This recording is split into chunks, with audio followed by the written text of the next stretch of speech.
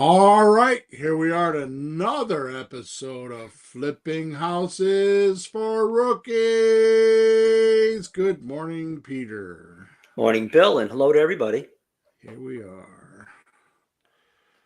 All right, so we're about ready to record podcast number 473. The title of today's podcast, as promised, is Your Schedule versus Creative Real Estate Freedom, Part 2. Last week, or episode number 472, was part 1. Here is the description. Holy shit. I almost didn't record this episode. See, last episode, number 472, I exposed the 6 deadly malpractices that keep 97% of creative investors from scaling their income. And afterward, I sat in my office for some time, staring at my notes, asking myself one question. Should I actually give them the cures? Because here's the thing. What I'm about to reveal in this episode isn't theory. It's not motivational fluff. It's actually psychological ammunition that separates the 3% who build systematic freedom from the 97% who stay trapped in sophistication slavery. This is what nobody is telling you. The difference between struggling and scaling isn't about market knowledge. It isn't about connections or capital or even hard work. It's about curing your amateur psychology. And most rookies, they're not ready or willing to do what they need to do. They'd rather work 60 hours a week than compress their timeline for any kind of breakthrough results. However, if you are ready for a scaling transformation, then buckle up, because this episode will bring you to places in your mind you didn't even know you had. Ta-da! Okie dokie. All right, so a little bit of housekeeping. In case you haven't grabbed my book, Leads, Deals, Cash, Creative Real Estate Operators Manual, you need to head on over to Amazon and just type in William Hawthorne. And I've written 7 books, but this is my latest book on creative real estate. It is absolutely, positively industry standard, new way of doing creative real estate. Anybody that's read the book has given me raving reviews because it is a system in a box. It's actually a blueprint on how to do creative real estate. Okay, so head on over to Amazon and just type in William Hawthorne and grab yourself a copy. Make sure you subscribe to us wherever you're watching us or listening to us. Make sure that you like us if you're on social media, and leave a review, good, bad, or indifferent, if you wouldn't mind, so others can hear about this podcast. I'm assuming that with 473 podcasts, we might be doing something. So good reviews or bad reviews, I don't even look at them anymore. I just I just do what I do, and there you go. Yep. Okay, so make sure you head on over to Amazon. Also, if you're interested, I have a newsletter that I send out every single week. It's called Creative Real Estate Dealology.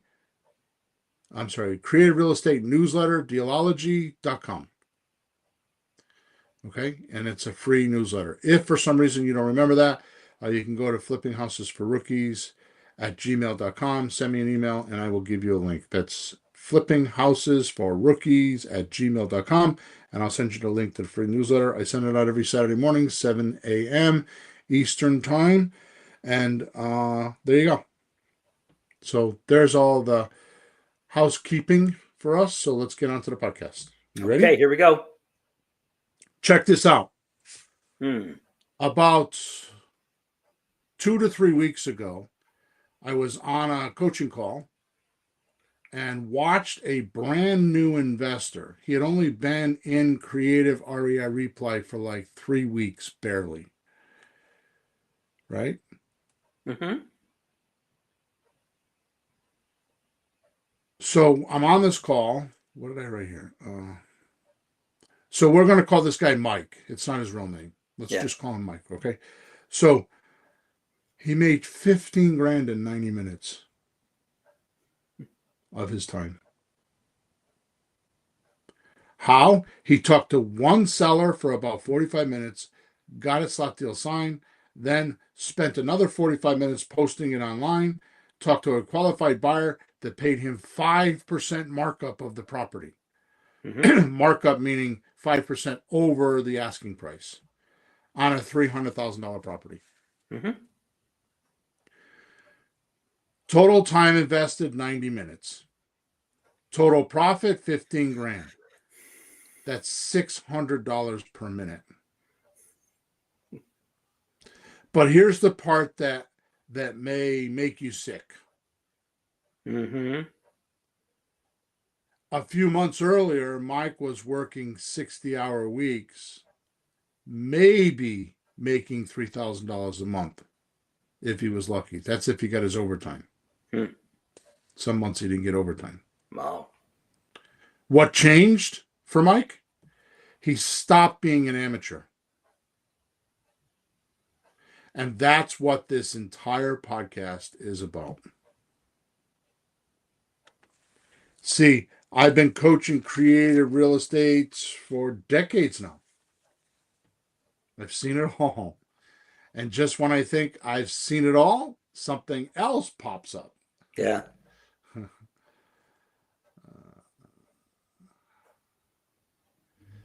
These guys that come on here and promote, I picked up a few new platforms and they come on here and promote their stuff. So I've been coaching creative real estate for decades, and I noticed some disturbing things. And there's 4 of my top ones that I'm going to give to you right now, and then I'm going to head on over to the solutions for the scaling malpractice. Okay.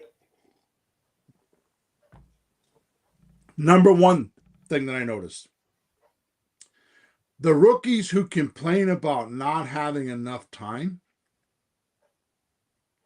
are the ones who let their work expand into every minute available or allotted without paid results. They don't challenge the fact that, like, okay, so I work 40 hours a week, or I work 10 hours a week on creative real estate, and they're looking for things to do. Instead of measuring themselves on the results, like I have 13 or 15 option agreements or slot deals posted for sale right now, and I got a chance of making 15 grand in 90 minutes to make $600 a minute. $600 a minute. Mm-hmm. They're focused on swapping hours instead of swapping products. In other words, their exchange is their time, not a result that a high-paying customer would give them. And in real estate, we have high-paying customers. True. So the people that complain that there's not enough time, I either find that they're expanding their their work into the amount of time they've allocated, and they're not thinking with the right thing, which is an amateur mindset, or their environment is infecting them, and they tell me things like, well, I got to do this for the kids, or I got to watch my mother, or my elderly mother, or I have a music business, like you tell me. I have this, I have that, I got to go to church, I got to go on vacation, and it's not a priority. And that is the number one thing that I notice. Not having enough time are people that manage their time incorrectly. They have the wrong viewpoint of what they should do with their time. They don't realize that they should buy their loafing time. In other words, have enough products and make enough money that if they can make money in 10 hours, they can loaf off for 30 hours. Mm-hmm. They don't think of their loafing time as having been purchased by their production. Mm-hmm. Number 2, They also dream about passive income. But are the rookies that practice, now listen to this. So they talk about having passive income. And here's what the rookie does. The rookie practices until they do it correctly. Mm-hmm. The pro, instead, the pro practices until they can't do it wrong. Okay. So the amateur practices until he can do it correctly. In other words, that's good enough. The pro practices until he just can't do it wrong. No matter what happens, he does it right. It's a natural process to him. It's not a Mm-hmm. process anymore. It's just part of him. It's like if you wanted to talk about your children, you don't need to be scripted. You just talk about your children, right? Or if you talk about your favorite restaurant or your favorite movie or whatever it is you do, your favorite, in your case, your favorite guitar or your favorite piece of music. I've been in plenty of rooms with you guys, you and Steve and Garrett. Garrett is unbelievable, right? I've been in rooms and listened to you guys talk about music, and it's not a scripted thing. You just know it, you love it, it's passionate, and you've practiced it until you can't do it wrong. Mm-hmm. That's a much different thing than practicing to do it correctly. That, Peter, is actually the difference between being interested and being interesting, if you think about it. Okay. Mm-hmm. So if you're practicing it to do it correctly, you're just being interesting. Yeah. If you practice so you can't do it wrong, that's being interested. Number three, and the rookies who want time freedom are involved in trying to know everything before they start, and they never start. Or they do start and have to have everything they feel like they need, not what's needed, but they feel like they have to have everything they feel like they need before they start, without ever starting and knowing what they need. So they manufacture these things that they have to have before they can start, and then never start. And then when they actually start, and I'm talking about even just being on the phones, right? So if you're on the phone and you're going to talk to a seller, you think you need to have a script. You think you need to know about subject to. You need to know about this. You need to know about that. So you've practiced for 3 decades, some people, to get all these things, right? I don't care if you practice for 3 days. It's not worth it. Because when you get on the phone, you're going to find out that everything you thought was going to happen in that conversation doesn't happen. Mm. It's completely different than what you thought, right? I mean, how many times have you done that? Like you were a teenage kid and drove in the car with your mom or your dad or somebody and watched them drive, thinking you know how to drive because you paid attention to them, until you get behind the wheel of the car, right? Mm-hmm. Everything's that way. Everything is that way, Yeah. right? Yeah. You think you know, but you don't, and you think you have to have this, and you have to have that, and you have to have this, and you have to have that. So you put have to have before do, and you can't do that. Well, you can do Well, that, but you'll never get anywhere. well, you certainly don't know what the other person on the other end is thinking and what they want until you find out. You can't go in thinking, "Oh, this would be good for them." What the hell do you know? You haven't asked them Right. yet. So what happens is these people start. That's right, Peter. These people start, and they have to have their personal involvement on every aspect of the transaction, because they're afraid they're going to lose the deal. They got scarcity, and they got to touch every little piece of it. Mm. Or they do the opposite. I've seen this probably more than what I just said. The opposite is they want to hand the work off to a VA. Well, instead of practicing the scripts and knowing what Oh, closes people and what does the paperwork and how to say this and how that, they hire a VA, a virtual assistant, and give them the script and say, just read the script. And then they spend all their time dealing with a bazillion questions that they can't answer because they actually handed off work that they can't manage because they don't know anything about it. yeah. That's true. Number 4, they are no bests. Now, this is the most important. This is really number 1. And I'm going to do this in a quick manner here, but I'm telling you, I could do an entire podcast on this because this happens to people and they don't even know it. Oh yeah, you wouldn't. If you know best, you know best. Right. You wouldn't notice. So here's what I mean. They are no best and think that their past experiences is good data. They're evaluating with their past experiences based on what they think. Well, I would never talk the way Bill does to a customer. No. I'm not that person. So their past experiences is evaluating for what they're gonna and not do. What they're gonna do and what they're not gonna do. Yeah. So when I say no best, it's because they think their past experiences are good. They feel like they're a cut above everybody else or know something more than everybody else, or they're comfortable with it in their own skin, right? What they don't realize is that their past experience only got them this far. And that's not where they want to be. So here's what has to happen, which never happens. And I say all the time, I want to work with people that want to be led, not managed. Because people that want to be led and could just take the ball and run with it are a whole different breed than people that need to be managed. Right? So my point is this. The only way to learn a new topic and go into a higher level, in other words, scaling, right? The only way to do that, there is only one way to do this. You have to temporarily suspend your experiences.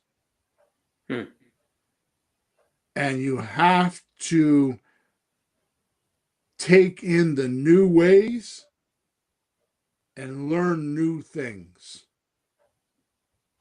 to get that gargantuan leap. And when you hear people say, well, I think, or what we should do, or no, here's what we have to do, those kind of things, they're not temporarily suspending their beliefs. This, by the way, is an absolute underground, absolute proven, positive, absolute mindset for a copywriter. This is the difference between a copywriter that makes millions on his newsletter and a copywriter that can't get 2 people to read it. Copywriter means salesmanship on the page, right? So this is like sales pages. This is like sales funnels, all that stuff. Is that you have to get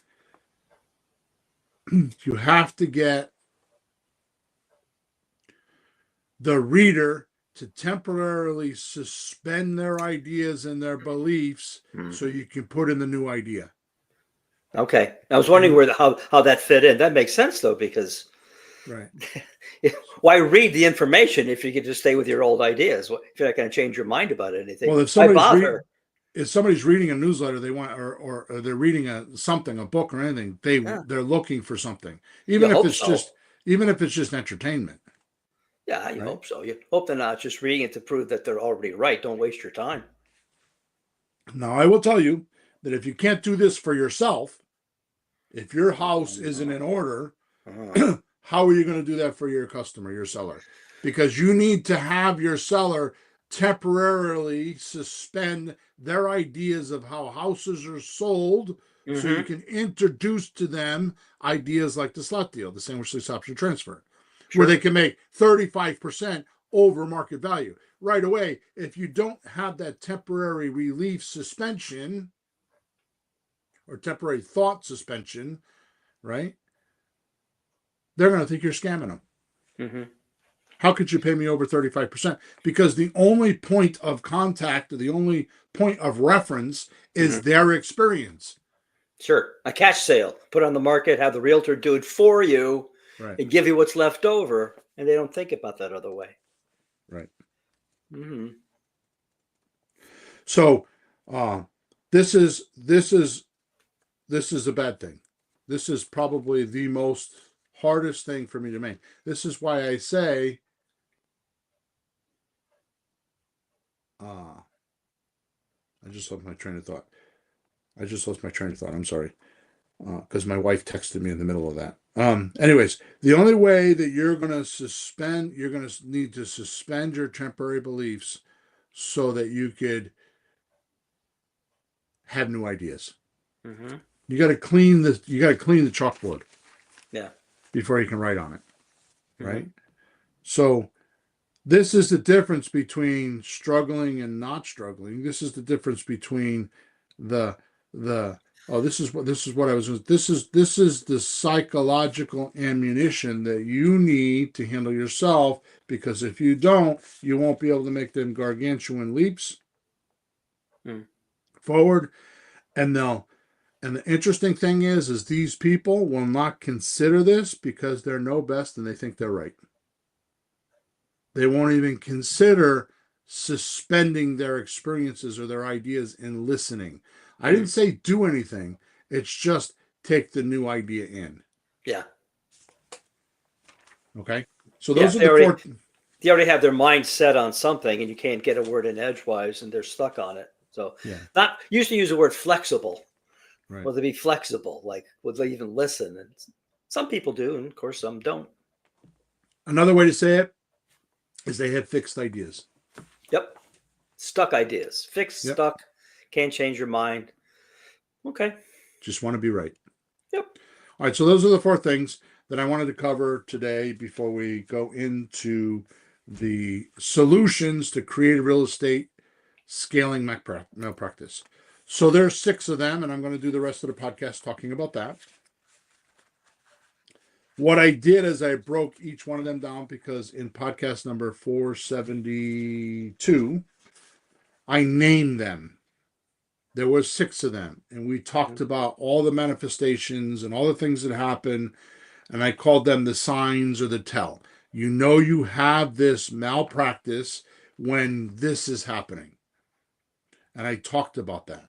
So what I'm going to do today is I'm going to go over each malpractice. There's 6 of them, so I'm going to go over them one at a time. I'm going to briefly explain in a paragraph what the sign is or the tell is that you're actually going through that. And then I'm going to go over the solution. Then I'm going to go over the habits you need to change. And then I'm going to go over some quality control questions you should be asking yourself on how you know you're doing it and why these questions matter. So I'm going to do that for each one of them. Okay. So malpractice number 1, goals are for losers because work expands into your available time. Okay. So how do you know that you're doing this? What's the sign or the tell? Here's the brutal truth nobody wants to face. You're comfortable with your 1-year goal or 5-year goal or 10-year goal or 15-year goal for your financial freedom journey. I'm going to do 5 houses a month. I hear that all the time. And I'm going to make blah, blah, blah. Okay. Right? When you do that, that's actually a psychological trap designed to keep you broke.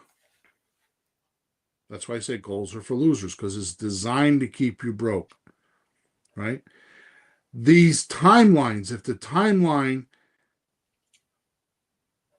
tricks your mind, these timelines trick your mind into thinking you have unlimited time. And here's this is the crux of, if there's anything I could teach you today, or you could absorb and remember from this podcast, here it is. If your timeline isn't making today, your timeline is making today feel optional, while work expands like cancer into every available hour. You're literally programming yourself for procrastination while presenting to be strategic. Right? The perfect crime against your own success. So let's say you got a 5-year goal. At the end of 5 years, I want to make $25,000 a month. We've Sure. done this. I've done this to you on the podcast. Like I break things down. Like if you went 5 years and you bought one house a year, right? But Mm-hmm. here's the thing. What if you said to yourself, well, I don't want to do, if you took your 5 year goal, and most people Yeah. don't even have that. Most Yeah. people barely do a New Year's resolution.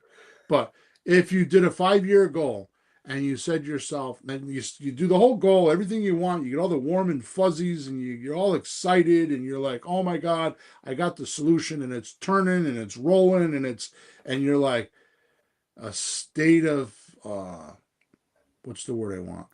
A Uh, happy state, like euphoria. Euphoria. That's the word I'm thinking. A Yeah. state of euphoria, right? You're real happy. Everything's fine. Everything's good, The right? future is bright. As soon as you hit that point, what you do is you slide your timeline down to 1 year. And you ask yourself, how could I do it? Well, that's what we call an impossible goal. But if you temporarily suspend your beliefs in what you already think you know, ideas will come in. Right? I'll just give you a quick one. Mm. You're trying to figure out how you can make all the calls yourself. You want to call sellers and you want to make deals. Yeah. Right? So the best way to talk about this is who, not how. Remember when we went through all that? Yeah, So that's a good one. You don't know how to do something. You're struggling. You're sitting there with software or something, some whatever, some technical thing or some problem, and you keep trying to figure it out. Why are you trying to figure it out if somebody else already knows how to do it? right. So like for example, if I want to build, I'm just doing an email. If I want to build an email list, I Mm. could put up a website, I could send traffic to it, and I get people to opt into my website. Yep. Opt into my email so they get a free gift or they get newsletters or whatever, right? Yep. So I could do it one at a time, or I could go to Peter, who has an email list of 100,000 people that are interested in investing, and I could have Peter work with Peter and have him send out 4 or 5 emails. And instead of getting, like, suppose I were to get 2 opt-ins a day, I'm getting 10 a week on my website. All of a sudden with Peter, I could get 5,000 people to opt in. Yeah. Right? You don't think like that until you suspend your current belief so you can think, how could I do that? You would have You know, never had that you would have never had that idea until you parked your ideas of like, oh, I got to post on social media, I got to be a YouTuber, I want to be an influencer, all these ideas so you could be popular. If you suspended all those beliefs, mm. what I'm talking about, Peter, what I'm talking about is a new word to you. It's not a who. Oh. It's a super who. It's a super who. Yeah. Getting hooked up with someone that just knows how to do it. Oh, a super. Okay. Okay. Were you going to say something before I moved on? Well, yeah. You're talking about scaling what we wind up having eventually, and maybe we have to scale up what we're doing. But what I'm thinking, what you're saying is, you have to scale how you're thinking about it. Right. Like, wait a minute, how can I do this better? What can I do instead of just grinding away? Oh, what if I? But scaling your thinking process Right. to change So, what you're doing and what you're getting. so, if you looked at be, do, have, Yeah, that's what we're talking about is the beingness. that's what I'm thinking. You want to acquire a bunch of stuff. Well, what do you got to do to get there? Then to do that, well, how do you figure it out in your own head? Like, what am I? Who am I? How? But you're talking about a super who knows how to do it. So you're scaling your thinking approach instead of, well, I can't because, well, what could I do? How Right. about if I? And you don't have the answer. The problem with that to me is you don't have the answer when you sit down. But that's what you're good at, personally. You sit there. Well, I don't know. But you keep sitting there. You smoke your cigar. You go for a drive, and then one day you go, "Oh crap! What if I?" All right. So Maybe it let's comes from go a book. Maybe it's from a let book or something you read. But I read a yeah, lot. Yeah. yeah, you get So, like bang. There's an idea. so, um, the solution is set the goals so big they seem impossible. and then compress the timeline violently. I'm going to do 5 houses a month Mm-hmm. and make $5,000 per house. That's $25K a month in my pocket. Mm-hmm. And that seems impossible to you. Like, how am I going to do that? But see, here's the thing. Every human being has a mind, and the purpose of your mind is to solve problems. So either you give it problems or it finds its own problems. Mm-hmm. It's not going to stop working. Yeah. So you need to give it this impossible goal, or seems impossible, and then you need to compress the timeline, right? Shrink your decade-long journey into 3 years. But here's a word that I want you to understand, because if you don't, you won't do this. Shrink your decade-long journey into a 3-year emergency that forces your mind to invent new approaches. Create a sincere mission like, I help sellers sell a house for a fair price on the date of their choice and as is condition, and I help buyers who normally couldn't buy a house buy one.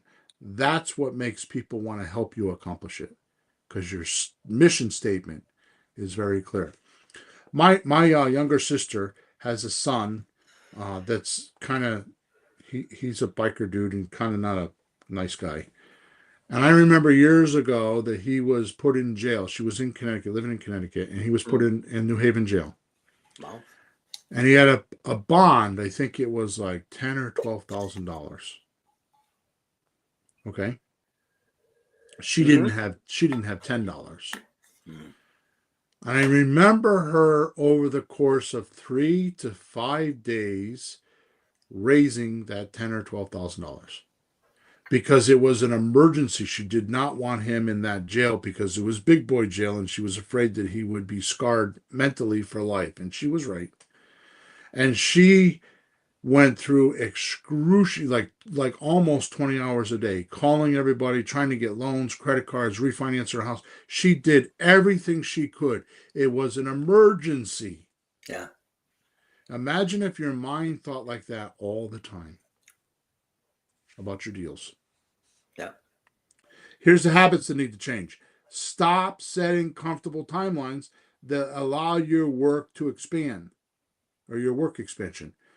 Build the habit of creating impossible, tight goals that prevent work from filling comfortable time and force radical daily behavior changes. I'm going to talk about this later. We're going to bring it up now.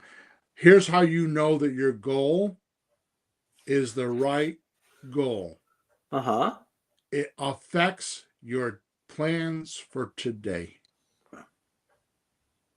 It's infected your plans for today. You're going to start noticing the things that you don't need and the things that you do need, what's going to get me, what's going to stop me, and it's going to infect your thinking for your goals today. It's going to actually motivate you. Mm-hmm. So here's some quality control questions you can ask. Does my compressed timeline prevent work from expanding into comfortable procrastination? Another one is, does my mission make sellers and buyers want to help me accomplish it because it benefits everyone? If you don't have a mission when you go into a transaction with a seller, you're dead.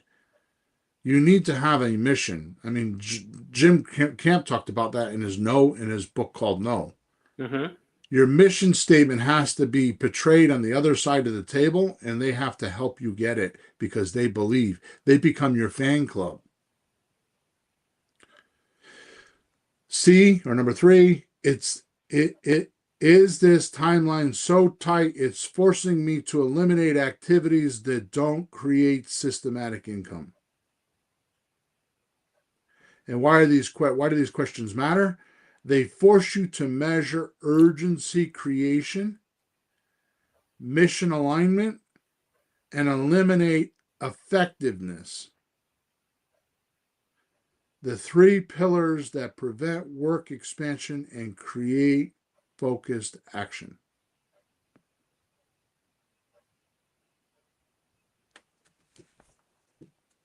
I think that should be eliminate ineffectiveness. Mm. Okay? Yep. Ready to move on? Yeah, that's good. That's good ammo to make realistic changes. Makes a lot of sense.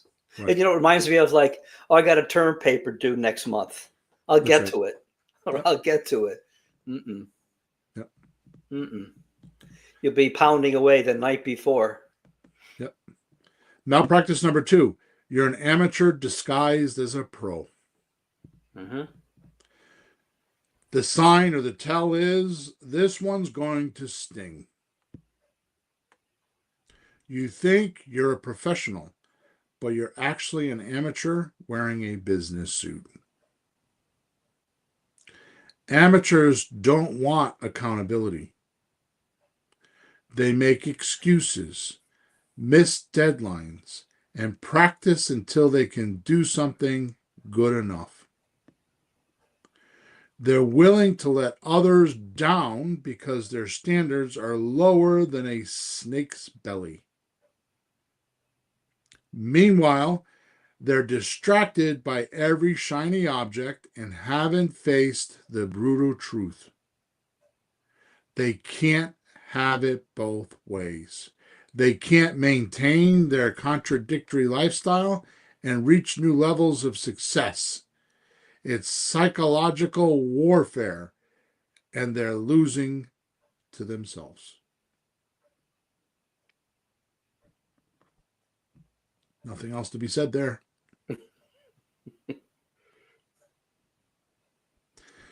The solution: transform to pro by determining accountability at all levels and establishing your lowest acceptable performance as the floor. Right? So I'll read that again. Transform to pro by demanding accountability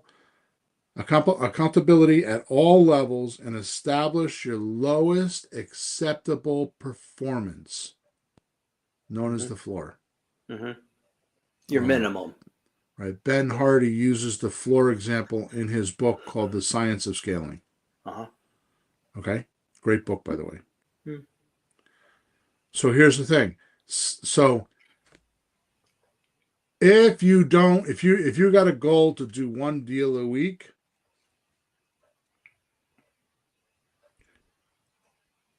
there's no excuse. Mm-hmm. There's only one choice. Do one deal a week.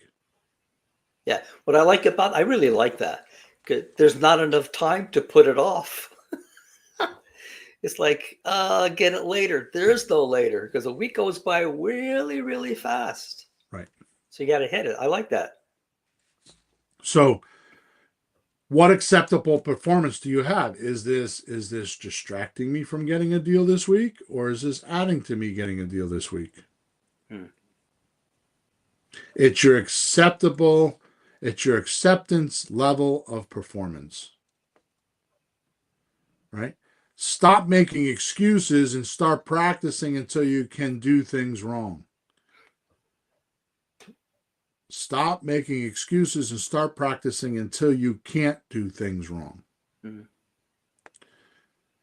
You know, the amount of times over material creates certainty. The more you watch it, the more you read it, the more you read it, the more you read it, the more you read it, the more certainty you get. Right? Sure. Face the truth in which, by the way, the best way to learn material is just to get on the phones and just do it over and over and over and over and over again. We just made a decision, which is this is probably a release. We just made a decision. Actually, Katie, who's one of our coaching clients, and she's also one of our salespeople, came up with the idea. She said that we offered it to her when we first sold the software to her, but I don't ever remember doing that.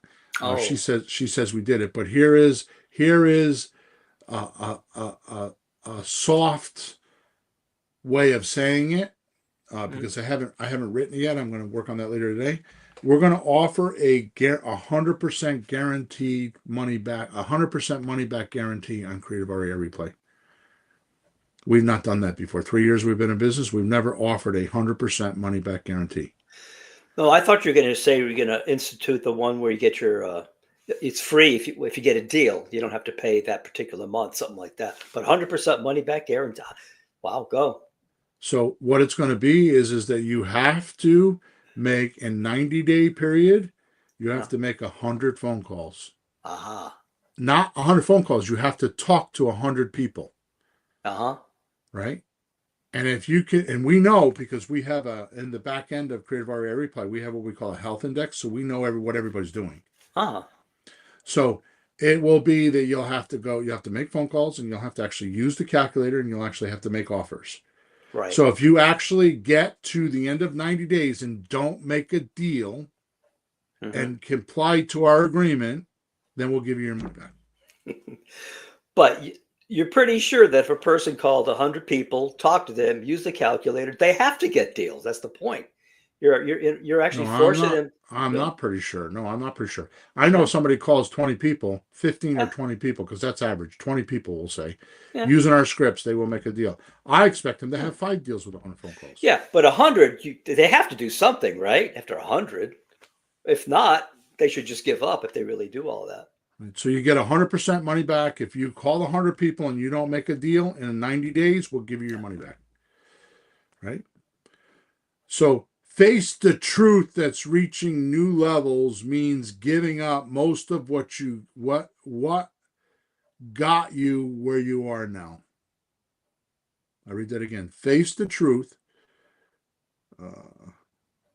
Face the truth that reaching new levels means giving up most of what got you where you are now. Choose what you're optimized for, and more importantly, choose what not to do. Mm-hmm. You know, you talk to these executives like Apple just announced that they're going to put $600 billion in the country on the glass in Tennessee, on the glass that they put in their devices, in Yeah. their phones, and $6 billion on just the glass. Yeah. In other words, the glass on the iPhone, on the laptops, on the iPads, on all their screens. Yeah. Right? Why would they do that? Why would they do that? They're focused, right? Mm-hmm. They eliminate all the distractions. These guys that do this, these big, powerful CEOs, you think, oh my God, he must be really smart. Nope. I've met a few of them. They're kind of some of them are dodos. Yeah. But here's their quality. Here's the quality that they do. Yeah. They're focused and they know what not to do. They're so focused on their path.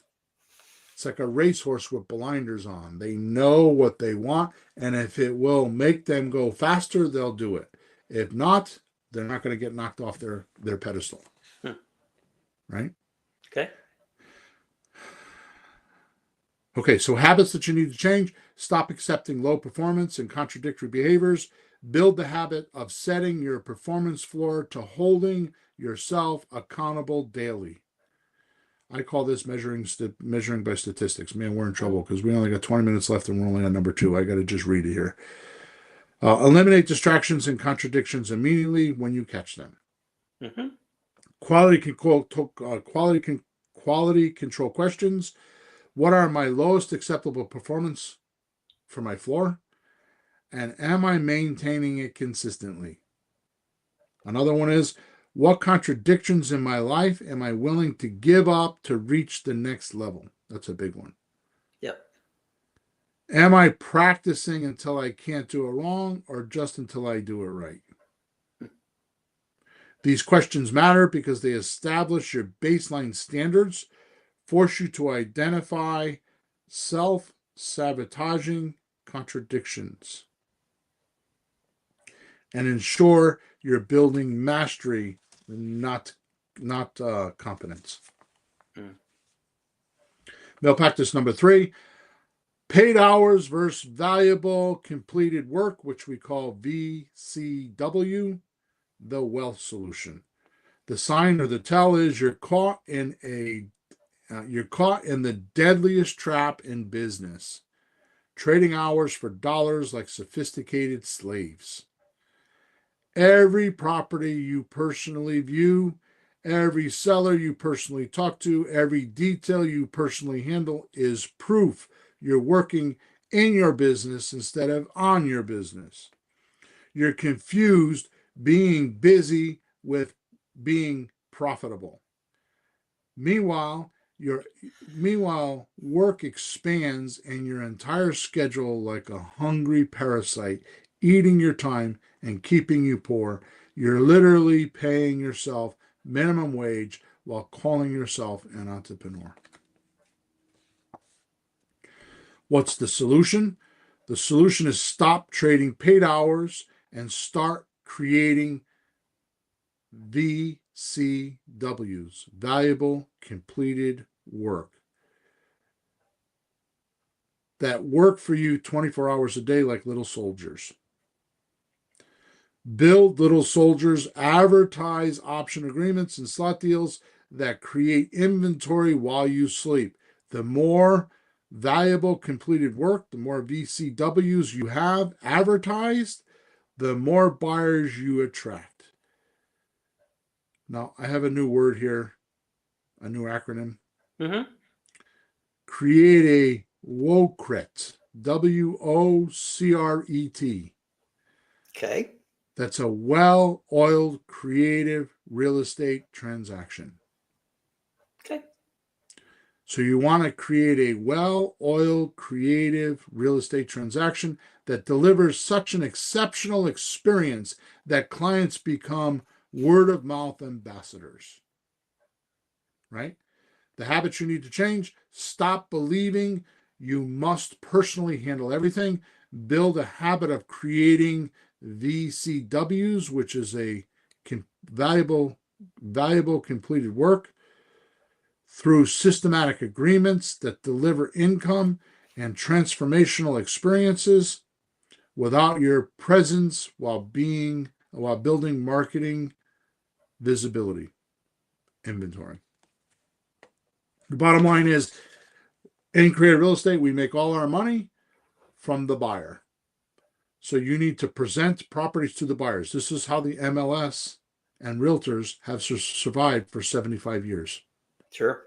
Right? Is they get a house on consignment from a seller, sign a listing agreement, they put it on, and it's different now, but they used to have the multiple listing service back in the early 90s when the computer wasn't like it is now, internet was not like it is now, and they used to have this internal software that could tell them all the houses that were for sale in that town, and they could bring people out and show them houses. Since COVID, that's completely been flipped upside down because people have realized that they don't need a realtor to sell a house, and they can go on the multiple websites that offer houses for sale and actually do a transaction without the realtor. Yep. So habits to change are: stop believing you must personally handle everything. Build the habit of creating valuable completed works through systematic agreement that deliver income and transformational experiences without your presence while building market valuable inventory. I just read that. Quality control. Questions are: how many valuable completed works do I have advertised where the market can see and respond to them? That is, if you have the more valuable completed work you have and able to advertise or on the market, the more money you make. The least you have, you make no money. This is why I've consulted people for 5 years on what to say to a seller, and they never make any money. Okay? Sure. In my WOCRET, which is well-oiled creative real estate transaction machine, right? You have to have such exceptional, you have to make an exceptional experience that the clients become word of mouth ambassadors, right?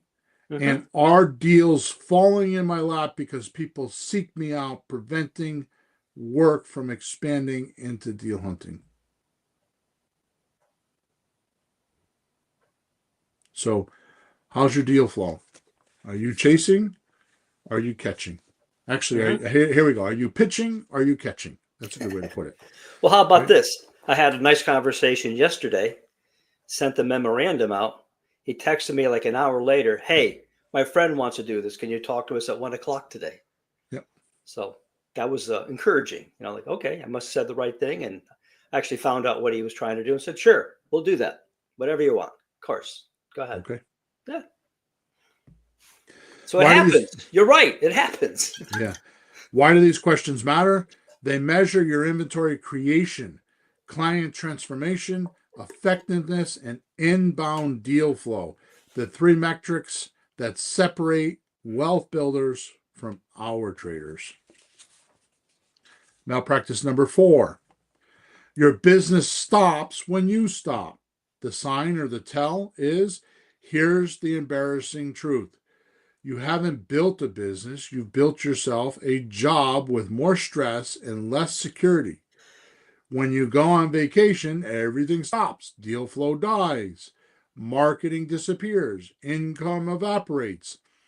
You've created a machine that requires your constant feeding like some demanding, money-eating pet. You've unconsciously filled every available hour with activities that require your presence, building yourself a beautiful prison where taking time is literally costing you money. You're not a business owner, you're a highly stressed employee who can't even quit. Now, Kiyosaki wrote his book, The Cash Flow Quadrant, which talks about this. A lot of people have talked about this. I'm telling you the most stable piece of information you should give yourself. This should be what you should say every day. How could I buy my loafing time? How could I buy my time off? Right? Yeah.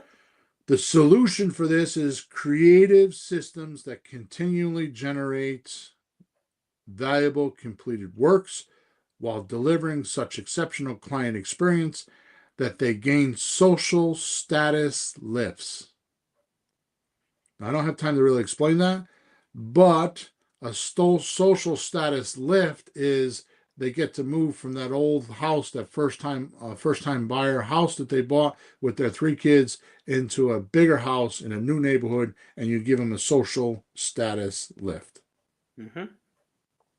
You have somebody that has a house and they're really that it's really painful to them to own it, and you help them get rid of the pain, and all of a sudden they're happy in their life. You get somebody that's greedy and wants all the money, and you show them how they can get all their money, and you sell their private house for them, and they're bragging about how much money you made them. It's a social status lift. Mm-hmm. The WOCRET machine, the well-oiled creative real estate transaction, is so oiled it creates almost religious experiences, generating word of mouth referrals that bring deals to your lap without hunting. The habits you need to change: stop accepting that your presence is required to make valuable completed work, generation, or client satisfaction. Build systems that deliver inventory creation and transformational transactions without your daily involvement. Test through planned absences. My book, Leads, Deals, and Cash, Creative Operators Manual, is an entire blueprint on how to do that. And Creative REI Reply is the software we use. Between those two things, you could do this within the next 6 months, sometimes 90 days. Those two things, this is exactly what my whole mindset is about. That's why I write this. And you could do that easily with those two tools, the book and the software. Mm-hmm. Quality control questions you should be asking yourself to make sure you're on target. A, do my systems continue creating valuable completed works and exceptional client experience when I'm absent? B, is my WOCRET machine, well-oiled creative real estate transaction machine, so well-oiled it creates referrals that bring deals to my lap. I read a book a long time ago, and it talked about how do you gauge a business? What metrics do you use that gauges a business? And he went through chapters and chapters and chapters to get to the end on how many testimonials does it have. Really? Okay. C, are clients experiencing such satisfaction and status lifts that they become ongoing referral sources without my work or expansion into relationship maintenance? Why these questions matter? They test true business independence, referral generation effectiveness, and automatic relationship maintenance, ensuring your business serves you instead of enslaving you. I think every entrepreneur, and I am not one, but every entrepreneur should be the janitor of their business. They should just go in and kind of like inspect and make sure everything's clean and the garbage is empty and the place is ready for business. So they go through their systems and just check everything out. Yep. Malpractice number 5. You can't separate signal from noise. Signal from noise, like what's good and what's bad, right? So the sign or the tell is you're drowning in a sea of opportunities. You can't tell the difference between wealth building activities and time wasting busy work. You're comfortable with your comfortable long-term timelines. Everything seems equally important, so work expands to fill every corner of your life with seemingly urgent tasks that accomplish nothing. So your activity is full of a bunch of urgent tasks that do not meet your results or what you want. Yep. You're like a dog chasing every car that passes. Lots of motion, zero progress. You mistake activity for achievement and wonder why you're exhausted, not wealthy. Right? So I gauge people. I'm always gauging people. I'm horrible like that in my own head. I don't talk about it. But one of the ways that I engage people is the way I not engage, the way I gauge people or measure people is their thinking producing one of these two results? Are they producing for achievement or for comfort? That's how I gauge people. I have been on a binge lately. People that I want to rules that you have to be to work with me, and I've got all these. You can see them here. I've got all these notes. I've been writing it for days. Oh Lord! All these notes of like, if you want to work with me, these are the things that I have expectations of. Because I want results. I want achievement. The solution: use uncompressed goals as filters to direct attention towards valuable completed work creation and exceptional client experience. A signal: activities create advertised valuable completed works and referral generation experience. Noise: everything else.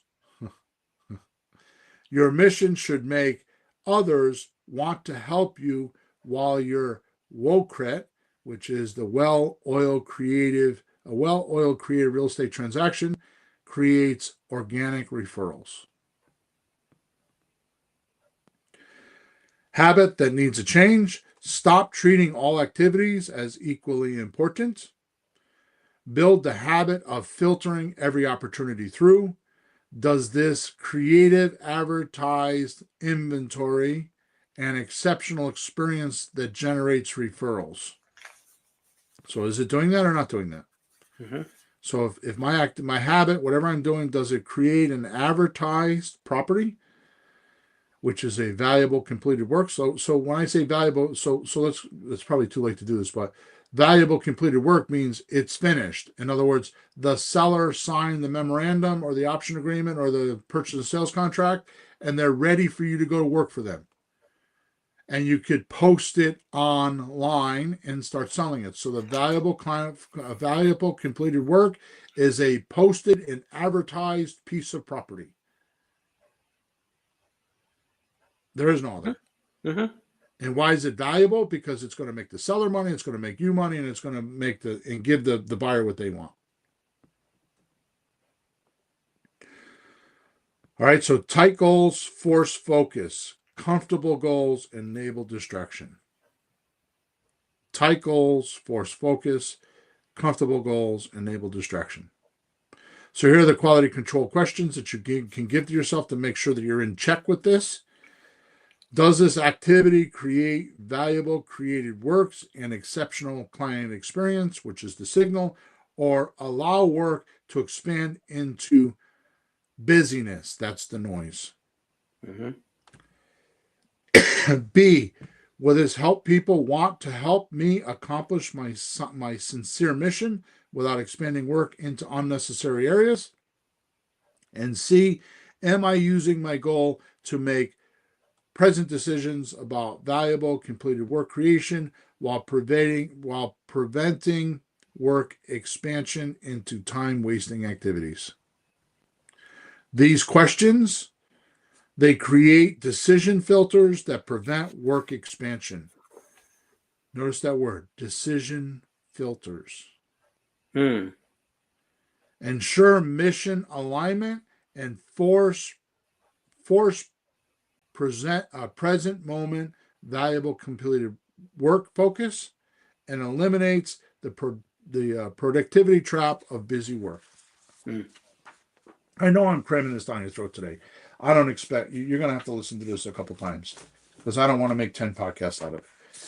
Malpractice number 6, you're growing slow, which means you're dying. The sign or the tell is while you're patting yourself on the back for your steady progress over your comfortable 5 or 10-year timeline or your 1-year timeline, whatever it is, the market is eating you alive. Inflation is destroying your purchasing power. Competition is getting smaller and faster. Technology is changing the game. You're like a person walking up and down an escalator. Lots of effort, but you're actually moving backwards. Your comfortable timeline isn't protecting you from risk.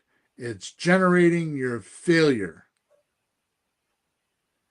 You're literally planning to lose by planning not to grow.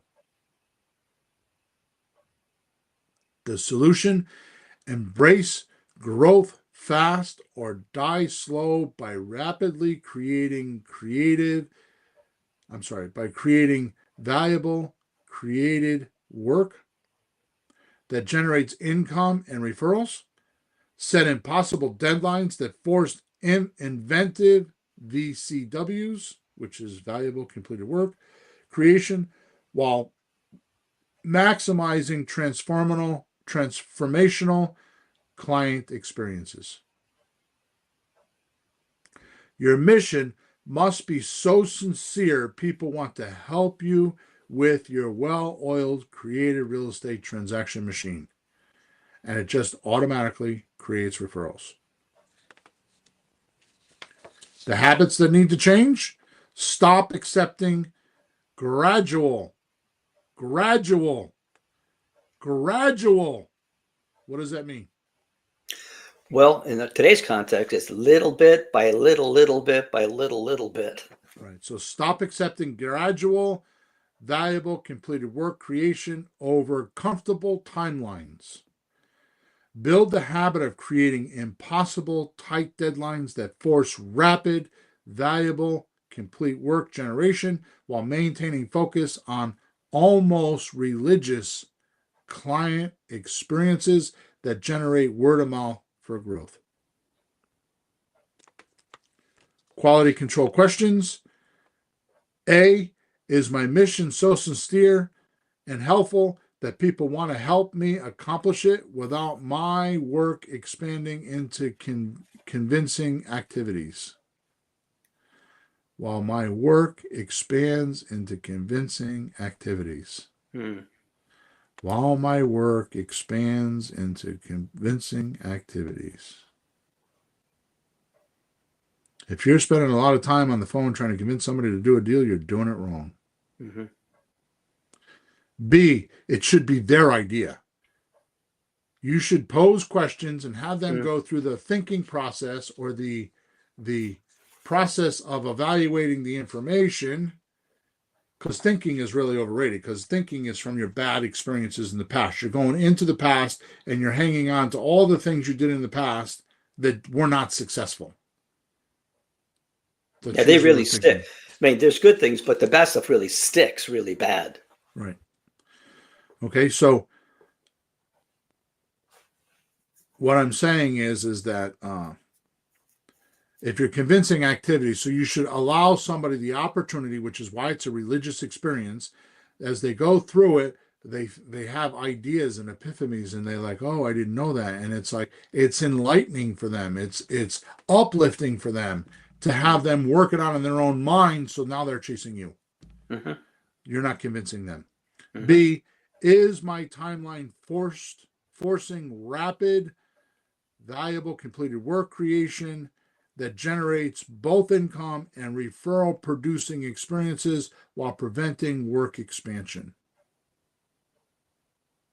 C, am I growing fast enough through valuable controlled work creation and word of mouth referrals to stay ahead of the market without allowing work to expand into panic mode? Why are these questions? Why do these questions matter? They measure mission magnetism, growth acceleration effectiveness, and market competitiveness. Ensure you're building moment faster than market changes can erode your position.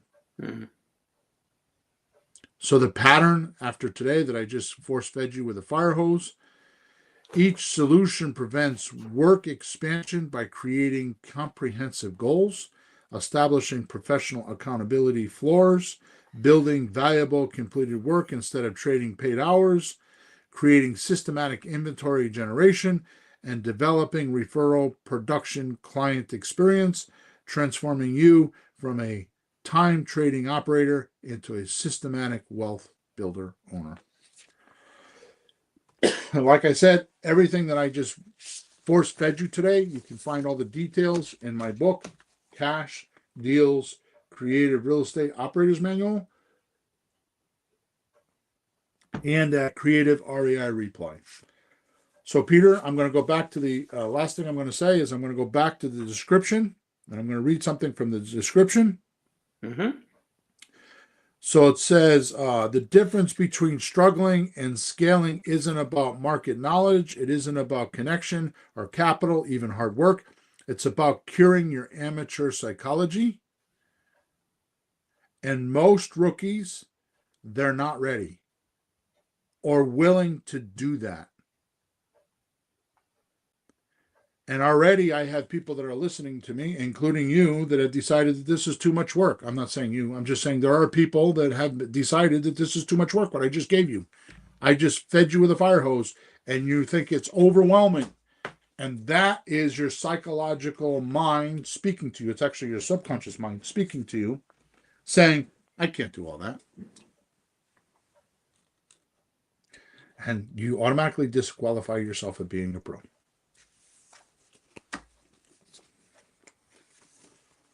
I've said my piece, over and out. Thank you for all of your support. I want you to know that I really appreciate all the support. I really appreciate you telling other people about this podcast. I would really appreciate if you subscribe to us. If you liked us, you left a comment.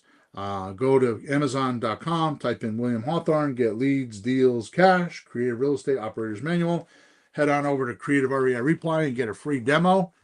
So you can see everything that I'm talking about, how it will work for you, and how we've already built the system for you, and we hand them to you.